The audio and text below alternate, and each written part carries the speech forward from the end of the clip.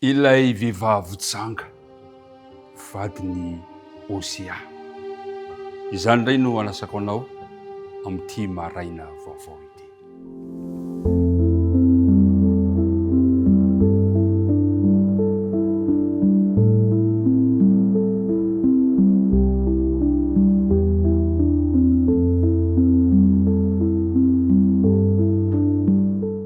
Ry mpiara-midinika namana, tafahoana aminao indray amin'izao maraina izao amin'ny alalan'ity fandarana ity, ka dia manolotra ny arahaba, fieny fifaliana arahaba mba hampira rintsoa ho anao sy ny ankohonanao. Andriamanitra ny hitahy anao mandrakariva, Andriamanitra ny anomeanao mandrakariva ny fahasoavany, ka ny tontolo andro tsika androany dia tontolo andro izay irikoniana mba hanjakany ny fiadanany ao am-ponao sy ny ankohonanao. Andeha iaraka ivavaka isika raha anao izao dinidinika izao.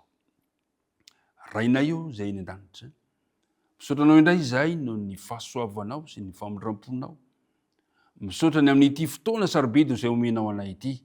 Misaotra tamin'ny fitantananao anay izay tsy nisy herinay na tanjakay fa noho ny fitiavanao, noho ny fahasoavanao.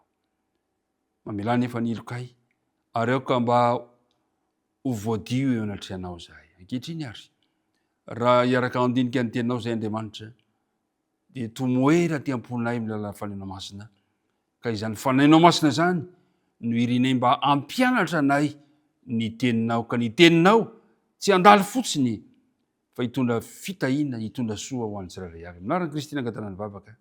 Amen.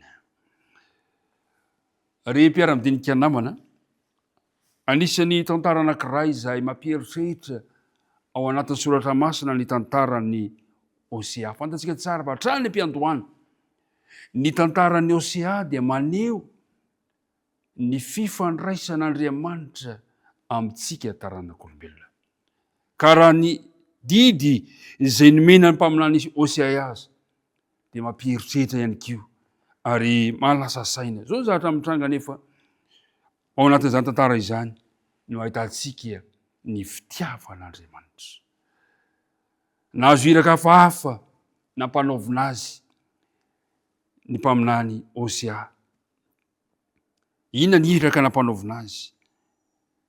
Nasaina pakatra vehivavy tsanga ao vadiny izy. Nampiasaina nefa izany sary izany mba hanampy antsika hatakatra araka ny fomba fijerin'Andriamanitra, ny alahelon'Andriamanitra, vokatry ny fahotantsika olombelona sy ny fikomiana izay nataontsika teo anatrehan'Andriamanitra.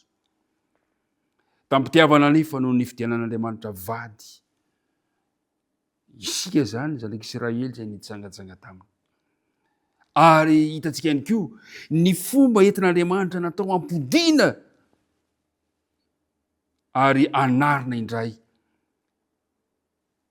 ilay vady izay ampakariny. Osia toko voalohany ka ny andinin'ny faharoa dia sao no voalaza ny teny. Tamin'ny andohan'ny tenenan Jehovah tamin'ny Osia dia hoy Jehovah taminy, andeha ianao maka vady izay tena janga sy zanaka vitsangatsangana, fa fatra mpijangajanga miala amin'ny Jehovah ny tany. Osia toko fahatelo ka ny andinin'ny voalohany dia hoy Jehovah tamiko, mandehana indray, tiava vehivavy izay tiany vadiny nefa mijangajanga. Dia tahaka ny fitiavan'i Jehovah ny zanak'Israely, nefa ireo kosa dia miodina ao amin'izay andriamanin-kafa sady tia apepam-bolovoka. Ao amin'ny Apokalipsy toko fahafito folo. Apokalipsy toko fahafito folo. Izao ny fanambarany ten'Andriamanitra amin'ny andinin'ny voalohany sy ny andinin'ny faharoa. Ary tonga ny anjely anankiray tamin'izy fito, nanana lovia fito, dia nitendamiko nanao hoe, avia aty, dia asehoka nao ny fitsarana ilay vehivavy tsanga lehibe izay mipetraka eny amin'ny rano. Dia ilay nijangajangan'ny mpanjakany tany, sady natao leon'ny divainy fijangajangana ny mponina tamin'ny tany. Zany indray ny faminaniana nomenan'ny apôstôly Jaona, nanehoana ilay vehivavy janga sy ny fitsarana azy. Ao amin'ny Apokalipsy toko faha-20 folo.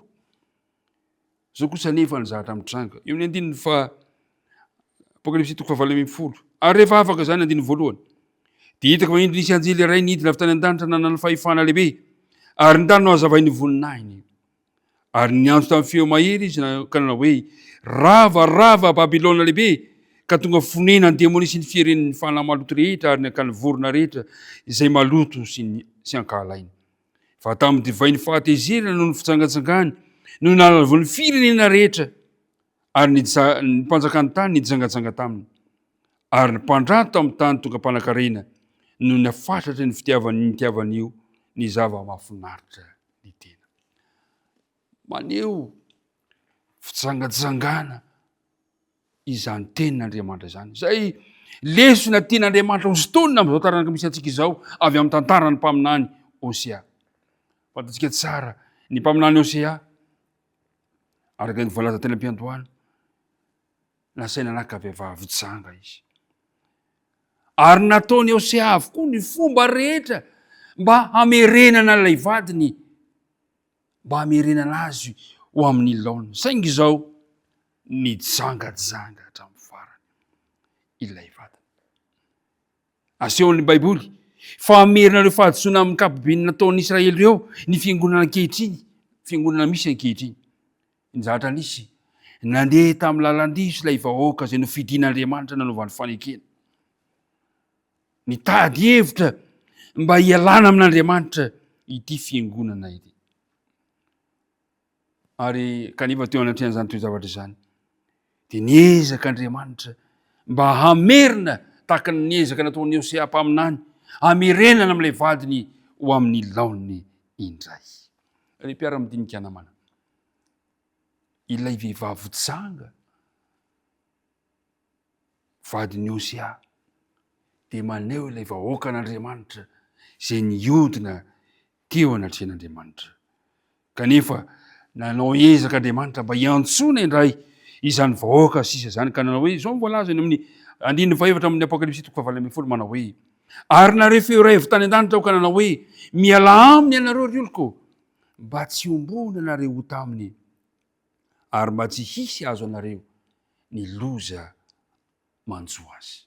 Manao antso Andriamanitra antso ho an'ny taranak'olombelona antso feno fitiavana mba hiala ao Babilôna ilay toerana feno fitsangatsangana miantso ny olony Andriamanitra jereo tsara fa le antso tsara manamarika fa ny olony no antsony miantso ny olony matotonga aminao zany antso izany olon'Andriamanitra ianao fantany tsara ireo olony ireo ka izay no antsony ho ankehitriny mandroso makany amin'ny fotoana miaratsiratsy kokoa izao taranaka misy antsika izao ankehitriny kanefa anaty izany toe-javatra izany dia miantso ahy Andriamanitra miantso anao Andriamanitra manao hoe miala aminy ianareo ry oloko mba tsy hombona nareo taminy. Ny azo fijalian'i Kristy no nataon'Andriamanitra mba ho fanafotana antsika mba hamerenana antsika indray amin'ny laoniny tahaka ny niezaka nataon'ny Osea hamerenana amin'ny laoniny indray